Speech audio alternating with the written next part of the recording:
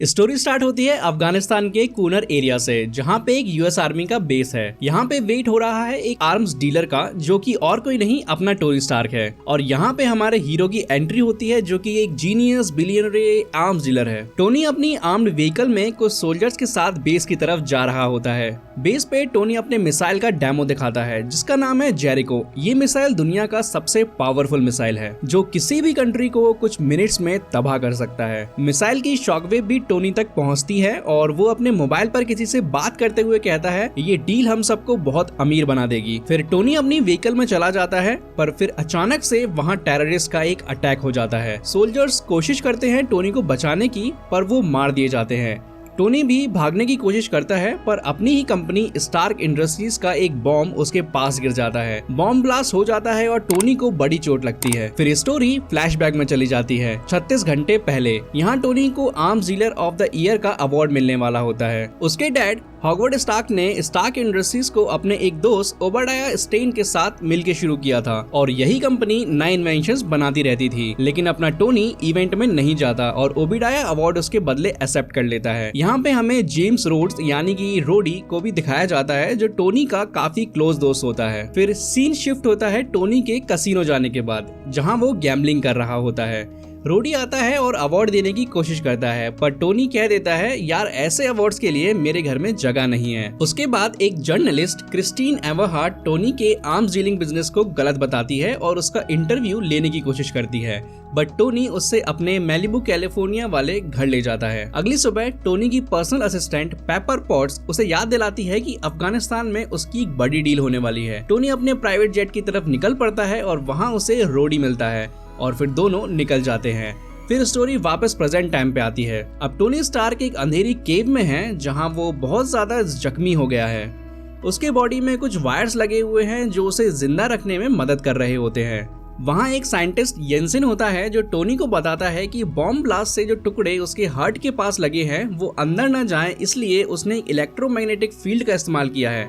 अगर वो फील्ड बंद हो गई तो बॉम्ब के टुकड़े डायरेक्टली उसके हार्ट में चले जाएंगे और वो मर जाएगा। तभी एक टेररिस्ट लीडर सीन में एंट्री मारता है। जैसे ही वो आता है, वो टोनी से कहता है, तुम अब हमारी कैद में हो। हम तुम्हें तभी छोड़ेंगे जब तुम हमें एक एक्यूरेट जेरिको मिसाइल बना के दोगे, क्योंकि हमें यूएस पे अटैक करना है। टोनी बिना कुछ सोचे मना कर देता है, मैं तुम जैसे टेररिस्ट के लिए मिसाइल नहीं बनाऊंगा। फिर टेररिस्ट का लीडर टोनी को बाहर ले जाता है और काफी सारे बॉम्ब्स दिखाता है, जिसमें स्टार्क इंडस्ट्रीज के बनाए वेपन्स रखे हुए होते हैं। ये सब वो यूएस आर्मी और दूसरे बायर्स को महंगे प्राइसेस में बेच रहे होते हैं। टेररिस्ट का लीडर डिमांड करता है, हमें तुम्हारी जेरिको मिसाइल का एक असली सैंपल चाहिए। वापस केव के अंदर टोनी और येंसेन वहां से एस्केप करने का प्लान डिस्कस करते हैं। येंसेन बोलता है, ये पूरा माउंटेन्स रीजन है, तुम्हारे दोस्त जेम्स रोड्स के लिए भी तुम्हें यहाँ से बचाना बहुत मुश्किल होगा, और ये जगह 10 रिंग्स टेररिस्ट ग्रुप के कंट्रोल में है, जो कि बहुत ज्यादा पावरफुल है। तब येंसेन एक आइडिया प्रपोज करता है और बोलता है, अगर हम एक ऐसा सूट बना पाए जो बुलेट्स को भी हैंडल कर सके तो हम यहाँ से निकल सकते हैं। टोनी कहता है, ये प्लान तो बढ़िया है, और दोनों काम शुरू कर देते हैं। उसके बाद टोनी मिसाइल को एग्जामिन करते हुए एक एलिमेंट डिस्कवर करता है, जिसका नाम होता है पैलेडियम। ये एलिमेंट एक आर्क रिएक्टर को पावर दे सकता है, जो कि एक बहुत पावरफुल और लॉन्ग लास्टिंग एनर्जी सोर्स बन सकता है। येंसेन की मदद और टेररिस्ट लीडर के दिए रिसोर्सेज का यूज करके टोनी एक परफेक्ट आर्क रिएक्टर बना लेता है। लेकिन 10 रिंग्स को कुछ गड़बड़ का अंदाजा हो जाता है। उन्हें समझ में आ जाता है कि टोनी मिसाइल्स नहीं बना रहा, बल्कि कुछ और जुगाड़ लगा रहा है।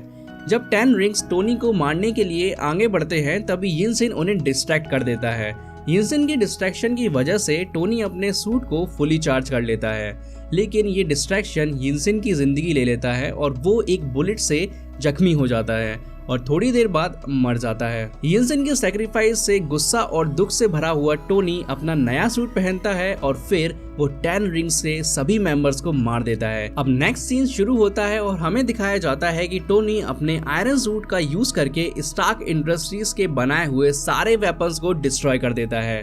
फिर अपने रॉकेट बूस्टर्स ऑन करता है और केव से निकल जाता है, लेकिन ज्यादा हाई टेक मूव्स के चक्कर में डेजर्ट में उसकी क्रैश लैंडिंग हो जाती है। क्रैश के बाद टोनी का ओरिजिनल सूट, जिसका नाम उसने मार्क 1 रखा था, बिल्कुल डिस्ट्रॉय हो जाता है। अब टोनी डेजर्ट में अकेला ही अपने रास्ते पर चल पड़ता है। लेकिन क्योंकि जेम्स रोड पहले से गेस कर रहा था कि टोनी माउंटेन्स के आसपास ही होगा, वो और उसकी टीम टोनी को डेजर्ट के ओपन एरिया से लोकेट करके रेस्क्यू कर लेते हैं और फाइनली टोनी वापस अपने मैलिबू कैलिफोर्निया वाले घर में आ जाता है। घर पहुंचते ही टोनी अपने बॉडीगार्ड्स हैप्पी होगन को तुरंत प्रेस कॉन्फ्रेंस अरेंज करने के लिए बोलता है।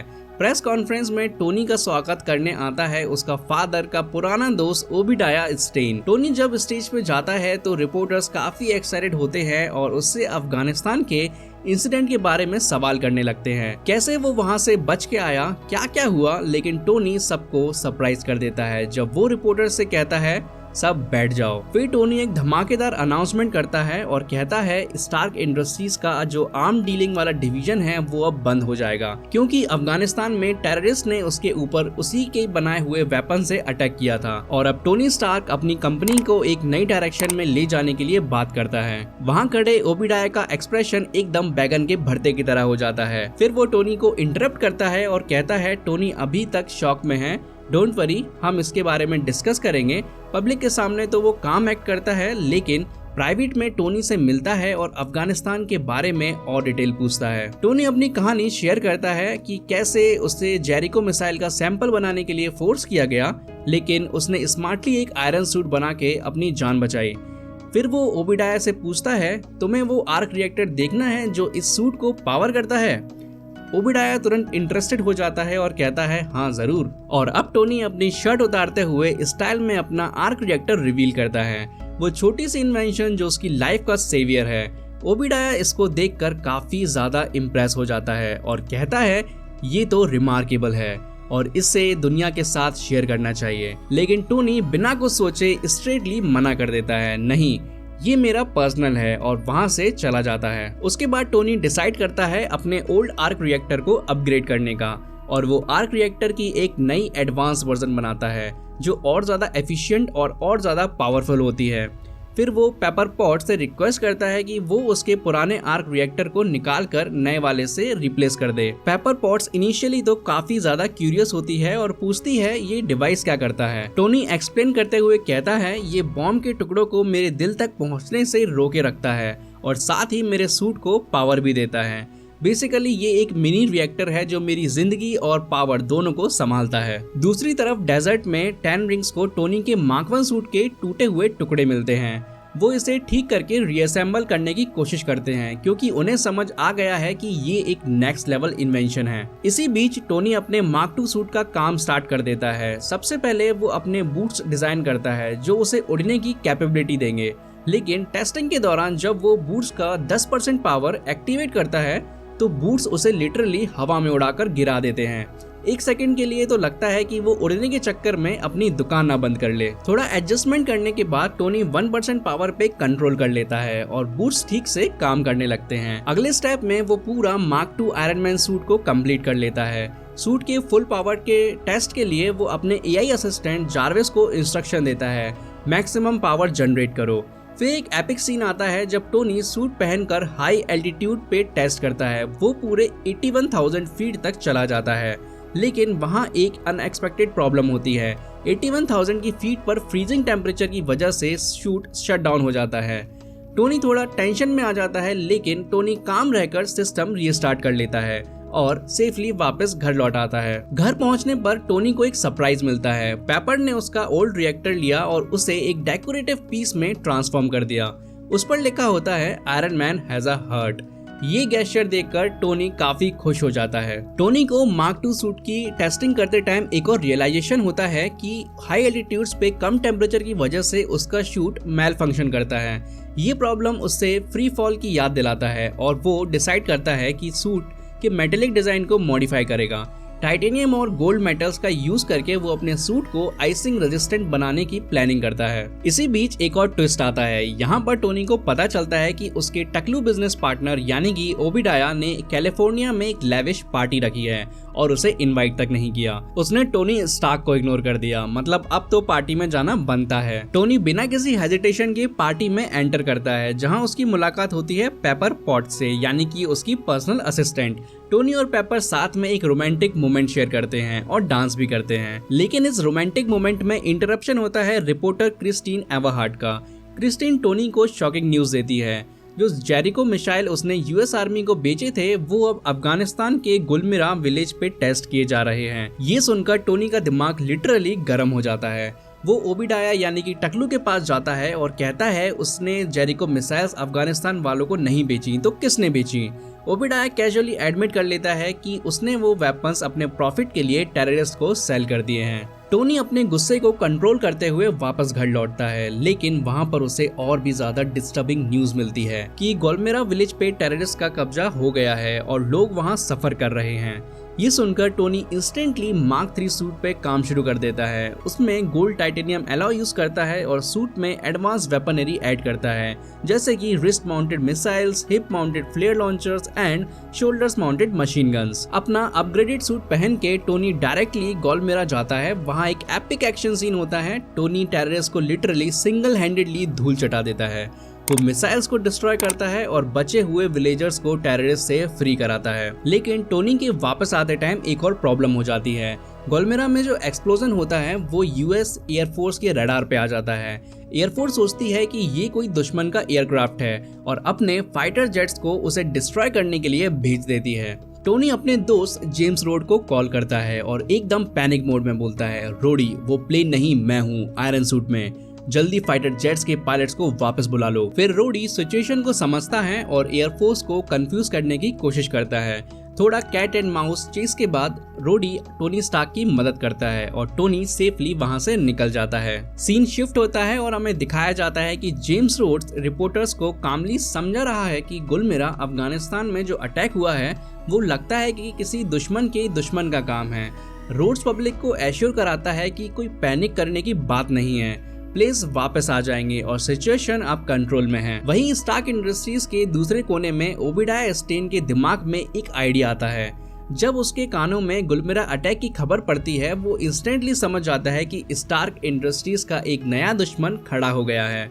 ओबिडाया सीधा 10 रिंग्स ग्रुप के लीडर से मिलता है और पूछता है ये डिस्ट्रक्शन के पीछे कौन है। 10 रिंग्स का लीडर टोनी का नाम लेता है और बताता है कि वो एक एडवांस्ड आयरन मैन सूट में था जिसने उन्हें कम्प्लीटली वाइप आउट कर दिया। उसी वक्त 10 रिंग्स का लीडर ओबिडाया को एक डील ऑफर करता है कि टोनी के मार्क 1 सूट के पार्ट्स उसके पास हैं जो उन्हें ओबिडाया को दे देगा, लेकिन उसके बदले में 10 रिंग्स का लीडर मोटी पेमेंट मांगता है और कहता है इस सूट की हेल्प से तुम टोनी स्टार्क को हरा पाओगे। लेकिन ओबिडाया 10 रिंग्स के लीडर को मार देता है और सूट के पार्ट्स चुरा लेता है। इसी बीच टोनी को फाइनली रियलाइजेशन होता है कि ओबिडाया ही टेररिस्ट एक्टिविटीज के पीछे है।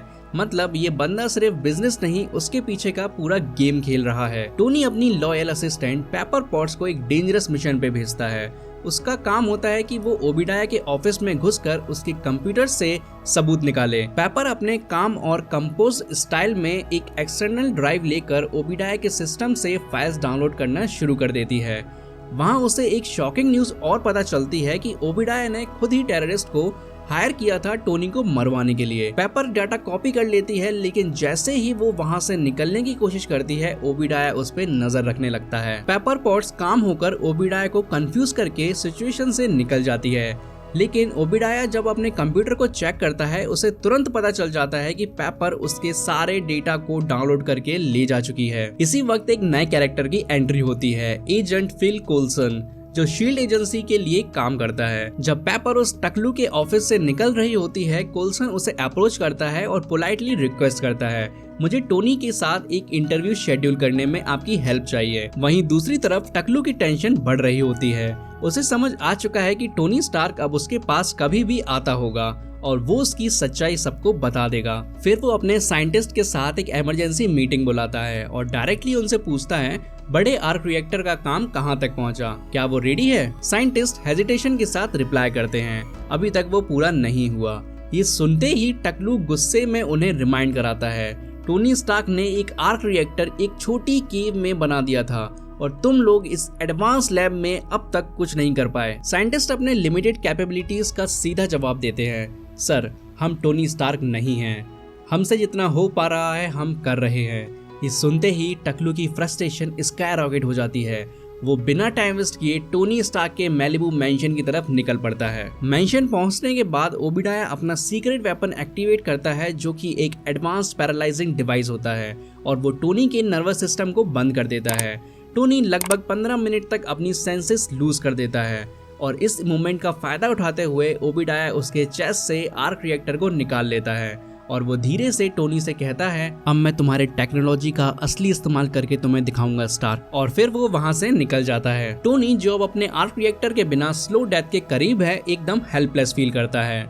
लेकिन तब उसके दिमाग में एक ख्याल आता है अपने पुराने आर्क रिएक्टर के बारे में जो उसे पेपर पॉट्स ने उसको एक गिफ्ट के रूप में दिया था। जल्दी से वो उस आर्क रिएक्टर को अपने चेस्ट में फिट करता है और अपनी बॉडी को रीजनरेट करता है और सॉफ्टली कहता है, थैंक यू पेपर। सीन अब शिफ्ट होता है और हमें दिखाया जाता है कि ओबिडाया ने टोनी स्टार्क के मार्क 1 सूट के डिजाइन को लेके एक और भी बड़ा पावरफुल सूट बनाया है जिसका नाम उसने रखा है आयरन मॉन्गर। ये सूट एक एडवांस टेक्नोलॉजी और रॉ पावर का कॉम्बिनेशन है, लेकिन सूट को पावर देने के लिए एक चीज की जरूरत थी जो कि था आर्क रिएक्टर।